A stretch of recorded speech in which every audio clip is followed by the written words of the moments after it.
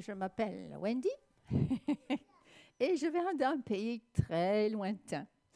Alors, j'aurais besoin de quelqu'un qui connaît bien la géographie, de me montrer où se trouve la Nouvelle-Zélande. C'est mon pays. Qui est... Ça ressemble à une terre quand ça vit dans le ciel. Oui, ça c'est la Terre, oui. Elle est dans le ciel. Et tu peux donner, oui, parce que Dieu aime tout le monde, n'est-ce pas? Avec tout, oh, pardon, aïe, aïe, aïe, aïe, aïe, je fais des bêtises, moi. Alors, il doit y avoir une grande fille, non, qui connaît où se trouve la Nouvelle-Zélande, vous ne savez pas? Une grande fille là. Allez, viens, essaye. Moi, je sais faire Alors, bon, la France est là, pour vous dire, hein, la France est là. Et la Nouvelle-Zélande, elle est... Tu veux essayer? C'est quand même là.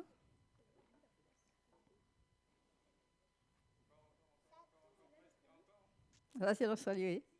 Oui, oui, oui, oui, oui, c'est ça. Oui, oui, voilà. Tout petit, mais c'est là, bravo.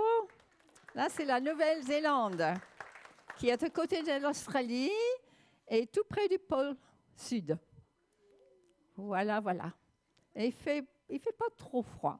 Au nord du pays, il fait subtropical. Et là, plus bas, il fait très froid. Et alors, je pense que vos parents viennent d'un autre pays. Est-ce que quelqu'un peut me montrer où est-ce que c'est? Attends. Est-ce que quelqu'un peut me montrer là où se trouve le pays de vos parents? Comment ça s'appelle déjà? La France. Ah bah la France, oui, on peut trouver la France. La France est là. Oui, c'est pas très clair en fait.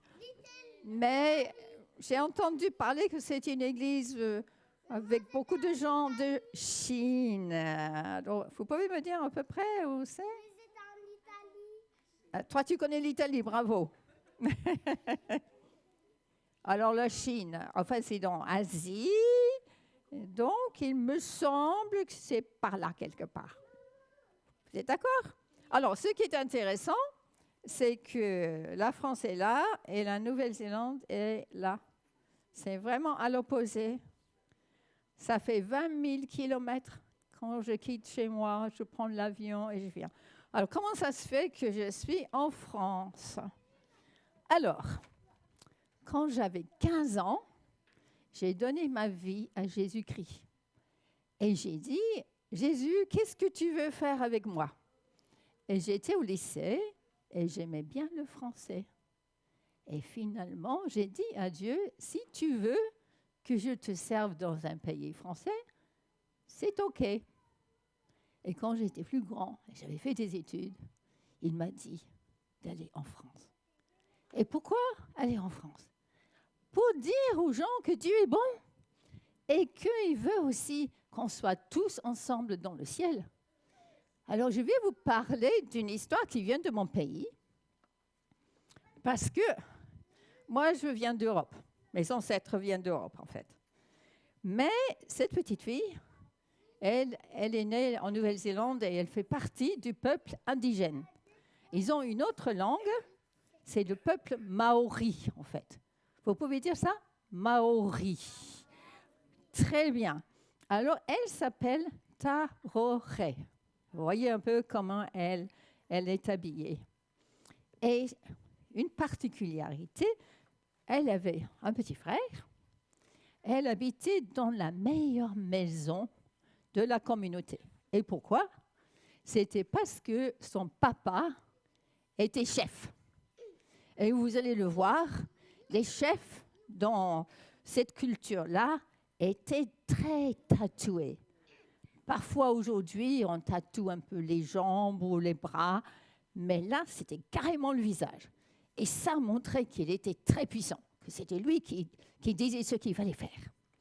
Alors, sa petite fille, personne dans cette culture-là, parmi les Maoris, il y avait des tribus, mais personne ne savait parler, enfin lire la langue maori, personne. Mais cette petite fille, Taoré, elle avait envie de lire. Elle a demandé à son père, papa, papa, est-ce que je pourrais aller à l'école? Je voudrais apprendre à lire. Et le papa qui dit, non, moi, grand chef, moi, je ne sais pas lire. À quoi ça sert d'apprendre à lire? Et petite Taoré continuait tous les jours à dire, papa, est-ce que je peux aller à l'école?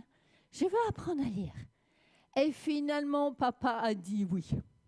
Alors, elle a pris ses affaires. Elle n'a pas pris la voiture, il n'y avait pas de voiture. Il n'y avait pas d'avion. Il fallait qu'elle aille à pied, au travers de la brousse, au travers des rivières, pour arriver dans l'école. Et qu'est-ce qu'elle a trouvé dans l'école?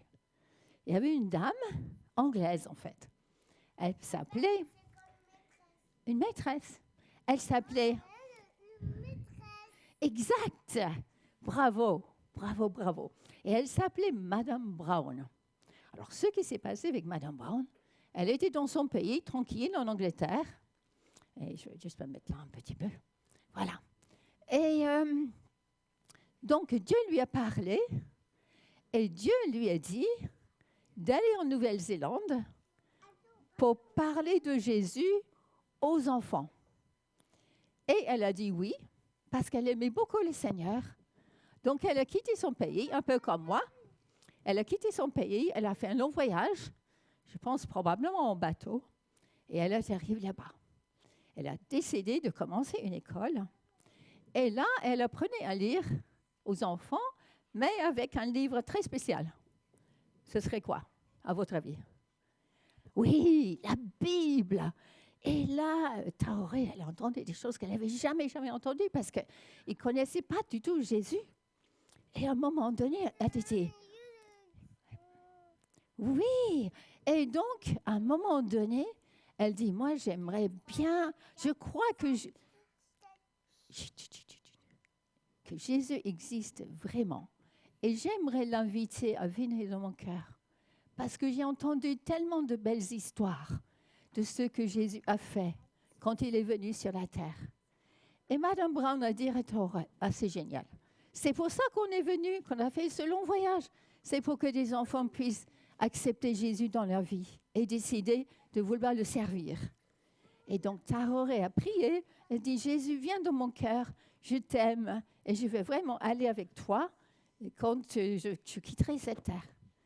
Et là, après, elle avait bien appris à lire parce qu'elle voulait tellement qu'elle était vraiment très studieuse. Elle a bien avancé dans la lecture. Et en quittant l'école, elle a reçu un beau cadeau. Te Ronkapai Aruka. C'est quoi ça?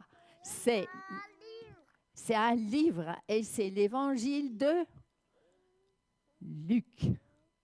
Alors, c'était son livre le plus précieux. Elle a dit, je le garde tout près de moi et je ne le quitte jamais, mon petit livre. Et quand elle dormait, elle le mettait toujours sous sa tête. Mais quand elle est arrivée chez elle, le chef, son papa, il a regardé le livre, il a dit, c'est quoi ces marques-là? Qu'est-ce que ça veut dire ces marques? Elle a dit, ah ben papa, je peux lire le message. Et lui, tout fier, quand sa petite fille a commencé à lire la parole de Dieu, il écoutait attentivement. Et un jour, il a dit, ah ben ça, c'est pas des paroles ordinaires, il a dit. Je crois que c'est le grand esprit qui parle. Et alors là, tu aurais dit, en fait, c'est Jésus, papa. C'est Jésus qui parle au travers de ce livre. Il veut aussi te toucher. Il veut qu'il vienne dans ton cœur aussi. Et Nakoko a décidé de suivre Jésus. Et c'est une histoire vraie. Hein. Je ne vous raconte pas n'importe quoi. Hein. C'est très connu, cette histoire. Donc lui, il s'est agenouillé et il a accepté Jésus dans son cœur. Alors, il a décidé qu'il n'allait plus se battre avec les autres tribus, parce que des fois, il y avait des tribus ennemies qui se battaient comme ça. Ils s'entretuaient. C'était un peu violent, mais là, il dit, moi, je ne me bats plus. Maintenant que je suis à Jésus, j'aime la paix et je veux le suivre. Et donc, un jour, il a dit à sa petite fille, à sa fille, est-ce que tu veux partir avec moi? On va partir à la chasse, parce qu'il vivait de la chasse. Il tuait des animaux, il ramenait les animaux, il les faisait cuire et il les mangeait. Et donc elle dit, oui, mais bien sûr, papa. Elle dit, mais n'oublie pas, tu prends ton petit livre, comme ça, tous les soirs, tu peux lire. Tu peux nous lire à toute la communauté, enfin tous les hommes qui étaient partis à la chasse, les belles histoires de ce livre. Et donc, elle est partie. Et comme vous voyez, où est-ce qu'elle a mis son petit livre? Sous sa tête. Elle était en train de dormir tranquillement. Et puis, une tribu ennemie avait vu la fumée du feu de camp. Ah, ils ont dit, ben voilà, une occasion, on va aller les battre. Alors, Nakuku, à un moment donné, ils ont entendu qu'ils étaient là, parce qu'ils ont commencé à crier. Et Nakuku a dit, non, on ne va pas se battre, on va courir sur la colline.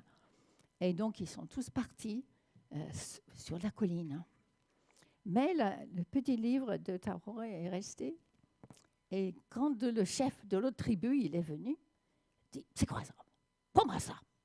C'était un chef, hein. Il a pris le petit livre qui était sous la tête de Taroré et ils ont crié, ils étaient obligés de repartir. Et donc, ça, c'est la tribu Arawa, en fait. Et donc, le chef, il s'appelait Wita. Et il a mis le petit livre quelque part. Et donc, un jour, parce qu'il ne savait pas lire, bien entendu, il ne savait pas lire non plus, un jour, il y avait un esclave qui savait lire, qui est venu chez lui et qui a dit « Ah, je sais lire, c'est quoi ce bouquin-là » Et il a ouvert, il a commencé à lire. Et il a commencé à avoir beaucoup de tristesse. Il a dit « Mais moi, je suis un mauvais homme, j'ai tué, j'ai fait plein de choses que je n'aurais pas dû faire. Est-ce que Jésus peut me pardonner ?» Et lui, il a décidé de prier aussi pour que Jésus lui pardonne. Et il est devenu au Seigneur aussi. Et c'est comme ça, au travers de Taroré, qui a voulu apprendre à lire, que l'évangile ou la bonne nouvelle de Jésus est entré parmi ce peuple en Nouvelle-Zélande. C'est merveilleux, non? C'est génial. Et chacun d'entre nous, on peut partager la bonne nouvelle avec quelqu'un. Est-ce que vous avez déjà parlé de Jésus à quelqu'un? Oui, super. Moi, oui. Un télescope. Il y a des films sur Jésus aussi, vous connaissez, The Chosen. Oui, c'est génial. Et ça, c'est aussi un moyen de dire aux autres, regardez ce beau film sur Jésus. Alors maintenant, j'aurais besoin d'une grande, je pense qu'il y a plutôt des grandes, hein, qui peut me lire un texte biblique. Même deux personnes. Est-ce qu'il y a quelqu'un qui voudrait lire? Vous deux? D'accord. OK. Donc, c'est dans Acte 8. Viens devant, viens ici. Comme ça, on peut bien t'entendre. Et donc, tu peux lire de là jusqu'à là, si tu veux. Et après, ton ami, le reste. Tu te retournes, hein, comme ça, tout le monde, voilà. Alors, je vais vous poser des questions, donc il faut écouter très attentivement. Voilà. Oui. L'évangile annoncé à un Eunuque éthiopien. Voilà.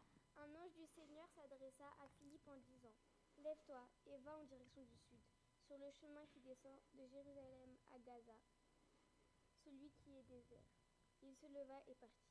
Or, un eunuque éthiopien, haut fonctionnaire de Candace,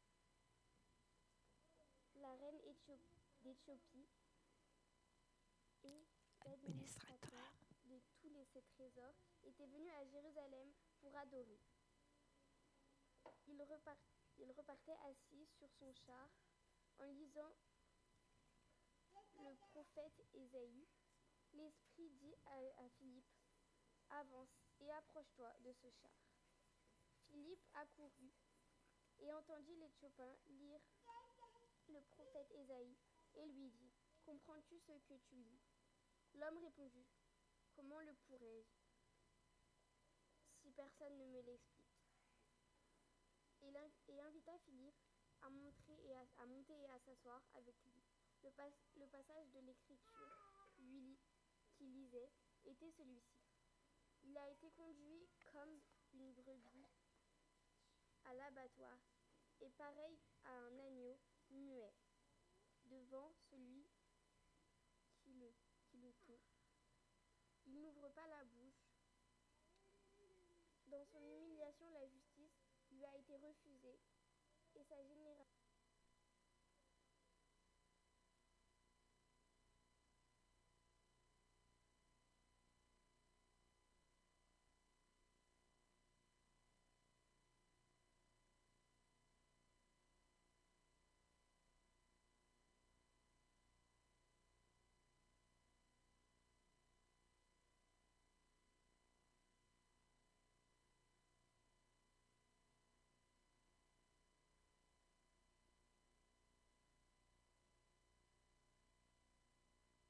Encore quelques versets.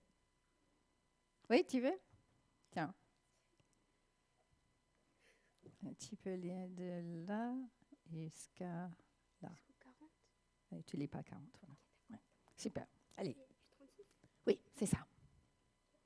Comme ils continuaient leur chemin, ils arrivèrent à un point d'eau. L'eunuque dit : « Voici de l'eau. Qu'est-ce qui empêche que je sois baptisé ? » Philippe dit : « Si tu crois de tout ton cœur, cela est possible. » L'eunuque répondit : « Je crois en Jésus-Christ je crois que Jésus-Christ est le Fils de Dieu. » Il fit arrêter le char.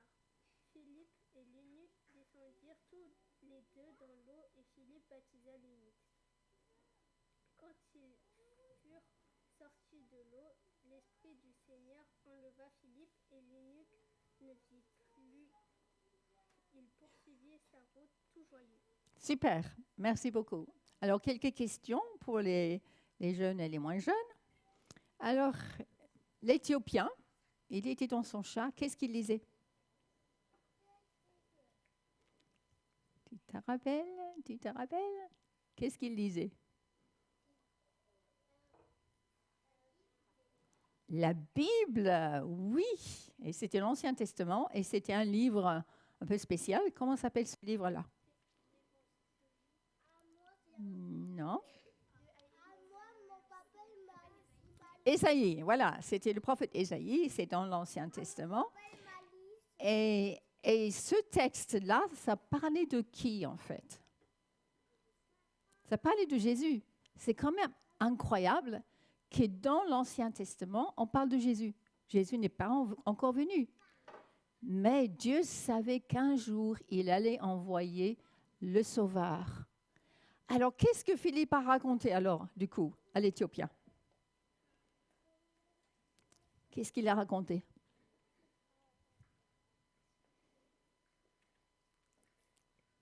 Tu ne sais pas ? Oui, vas-y, c'est pas grave. Exact. Et en fait, la Bible dit qu'il a raconté la bonne nouvelle de Jésus. Et chacun d'entre nous, on a cette possibilité de raconter la bonne nouvelle de Jésus autour de nous. Est-ce que vous le faites ? Moi, j'ai décidé de partir dans Paris, et je le fais régulièrement, partager la bonne nouvelle avec des gens dans le parc, dans les centres commerciaux. Et j'aime. Parfois, les gens disent « Non, on ne veut pas entendre ». Et des fois, ils disent « Ah, c'est intéressant ce que tu racontes ». Même une fois, il y avait un couple juif. Et ils disent « Ah, c'est tellement intéressant. On vous invite au resto pour prendre un café, pour discuter ». Donc, j'ai pu quand même discuter avec eux, leur donner un Nouveau Testament. Et ça m'a beaucoup encouragée, le fait de partager la bonne nouvelle. Alors, après, quand il a parlé de Jésus, qu'est-ce que l'Éthiopien a voulu faire ? Il a cru de tout son cœur. Et après, il a vu de l'eau. Qu'est-ce qu'il a voulu faire ? Se baptiser. Pourquoi on se fait baptiser?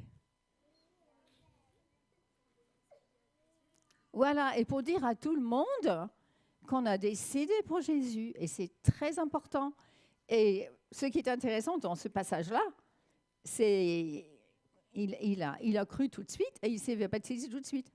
Des fois, il y a des personnes qui disent « Ah, il faut que je sois meilleur avant de me faire baptiser, il faut que je sois parfait. » On ne sera jamais parfait. Donc, ce qui est important, c'est de décider de suivre Jésus et d'aller faire le baptême aussi.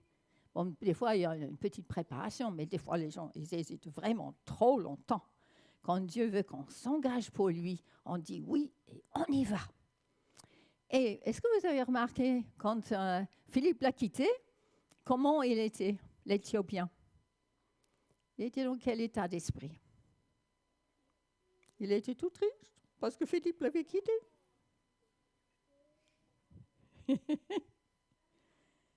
Non, vous ne vous rappelez pas, je vais vous lire le verset. Je vais vous lire le verset là. Il poursuivit sa route avec joie. Et quand on partage la bonne nouvelle et quand quelqu'un accepte Jésus, il y a la joie. Comme avec Madame Brown, avec Taroré, elle était dans la joie parce que Taroré a accepté Jésus. Et Taroré aussi était dans la joie. Et moi, quand j'ai accepté le Seigneur, j'étais dans la joie aussi. Alors, on va juste voir un petit peu cet homme qui s'appelait Philippe. Alors, on va voir comment il était, un petit peu plus de choses sur lui. En fait, on peut dire qu'il était quoi? Un homme de Dieu. Donc, on va le mettre là. Et pourquoi il était un homme de Dieu? Comment on sait qu'il était un homme de Dieu? Il a suivi Jésus, oui. Oui, et en fait, c'est intéressant parce que dans un autre passage, il cherchait des personnes pour servir à table. Et en fait, il cherchait des gens remplis du Saint-Esprit et remplis de sagesse. Et ils ont dit, ah, Philippe, tu es une bonne personne. Je vais te choisir pour servir à table parce que tu es rempli de l'Esprit de Dieu.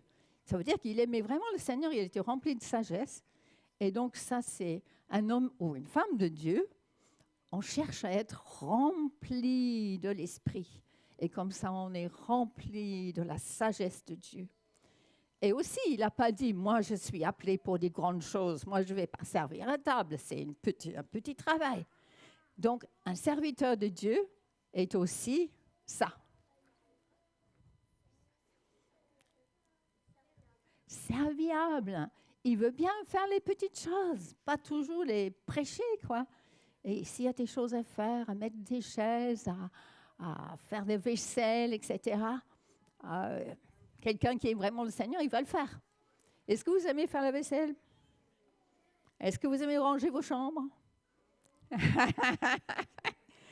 Bon, si vous êtes un serviteur de Dieu, vous allez dire, oui, je vais être serviable. Je vais servir mes parents quand ils vont me demander de faire quelque chose. Parce que ça, c'est un apprentissage. Comme ça, quand vous serez plus grand, vous allez servir de plus en plus Dieu. Alors là, c'est super ça. Alors, parce que comment est-ce que Philippe a su qu'il fallait aller sur le chemin entre Jérusalem et Damas? Comment il a su? Il y avait un ange. Et puis, il y avait autre chose aussi. C'est quoi? Une voix. Dans son esprit, il a entendu une voix qui lui a dit, mais va là. Et il n'a pas posé de question. Parce que notre problème, souvent, c'est Dieu nous dit de faire quelque chose et puis on dit, ah ben, pourquoi ça? Ça, c'est bizarre. Ah ben non, je ne vais pas faire ça. Mais Philippe n'a pas posé de questions. Il est allé. Et ce qui est important, c'est qu'on fait pas à pas avec Dieu. Dieu ne nous dit pas tout. Dieu m'a dit de venir en France et je ne savais pas la suite. Donc, c'est un peu difficile des fois. Mais c'est bon parce que Dieu sait ce qu'il fait et il ne nous laisse jamais, jamais tomber. Et je pense que, bon, on dit que Philippe, c'était un évangéliste, mais on est tous appelés à partager la bonne nouvelle. Donc, si on aime Jésus, on fait partager ce beau cadeau autour de nous. Et il y a aussi quelque chose qui m'a beaucoup touchée par la vie de Philippe. On lit ça dans les Actes aussi. Il avait 4 filles. Il avait 4 filles, Philippe. Et vous savez comment ils étaient, ces 4 filles? Elles étaient pleines du Saint-Esprit. Et elles apportaient des paroles de Dieu dans l'assemblée, ou là où elles étaient, les 4. Parce qu'on utilise le mot, les 4 filles de Philippe prophétisaient. Ça veut dire qu'elles annonçaient la parole de Dieu. Et je me dis, mais comment ça se fait qu'il a 4 filles comme ça? Alors moi, j'ai pensé que Philippe, il a pris le temps de transmettre le feu à sa famille. Le feu, c'est quoi ça? Il n'a pas allumé un feu. Mais il avait une passion dans son cœur. Il a dit, il faut que toute ma famille connaisse le Seigneur. Et il a témoigné à sa famille. Et ses filles ont dit, oui, on veut aimer le Seigneur, on veut le servir. Et on veut être rempli du Saint-Esprit aussi. Et Dieu agit merveilleusement dans sa famille. Et ce que je pense aussi, des fois, on a des toutes petites visions. On pense, oh, le Seigneur ne peut pas m'utiliser. Est-ce que vous pensez ça? Je ne suis pas assez bon pour que le Seigneur m'utilise.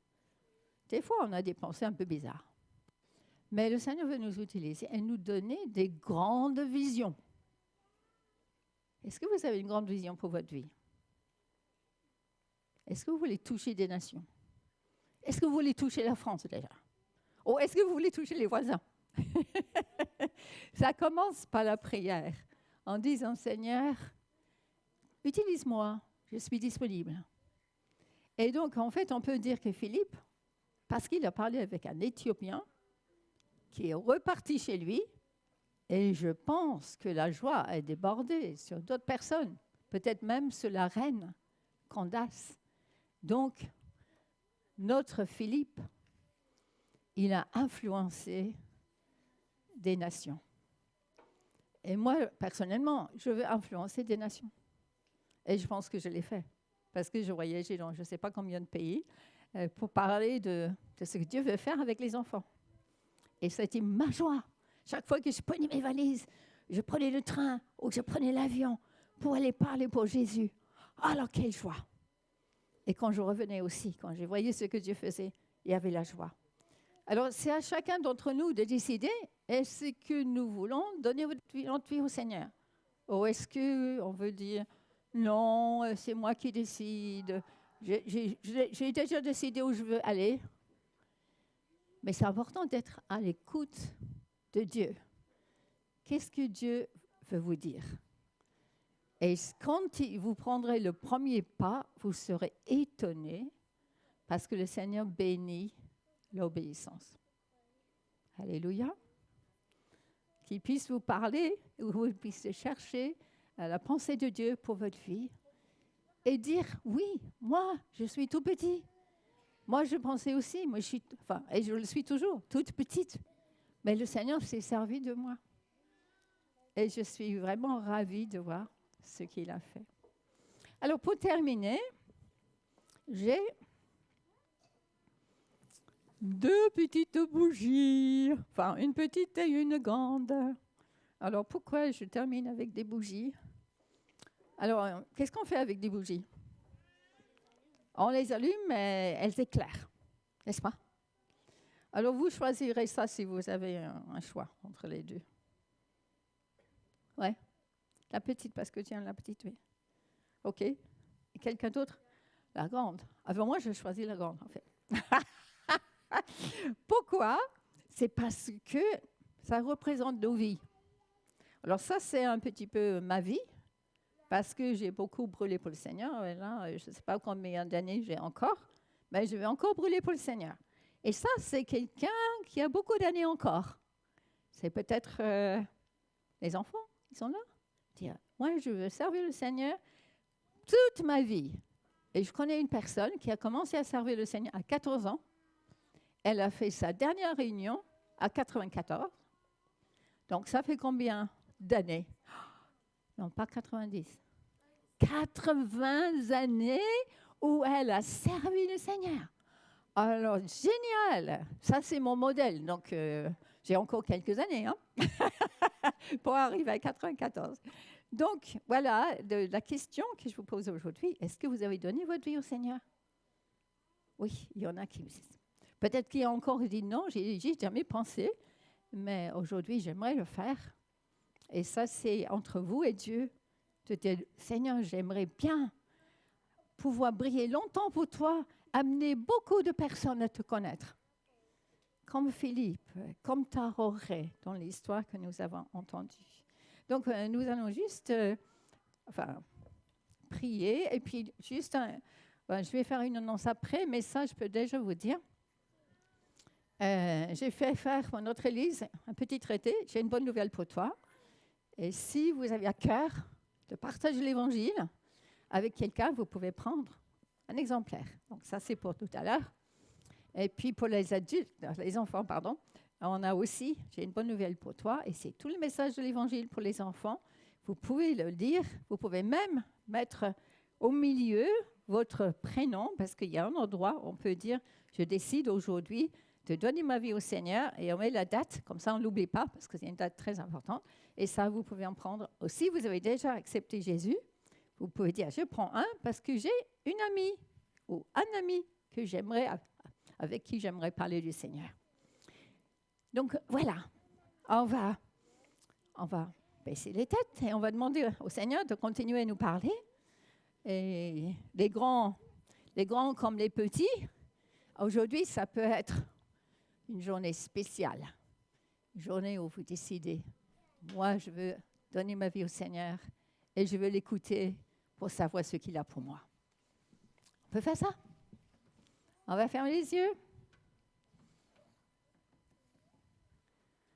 Seigneur, merci parce que tu nous parles par ta parole. Merci pour toutes les personnes qui sont zélées pour toi, qui ont fait de grandes choses pour toi, Seigneur. Et je prie vraiment pour que chacun ici puisse entendre ta voix, et qu'ils puissent prendre la décision, si ce n'est pas encore fait, de te donner leur vie, pour les petits et pour les grands. Seigneur, tu as encore beaucoup de bonnes choses à faire avec chacun d'entre nous. Et nous voulons être tes témoins dans ce monde qui a tellement besoin d'une bonne nouvelle. Et je prie au nom de Jésus. Et tout le peuple dit Amen. Soyez bénis. Je passe la parole à Laetitia.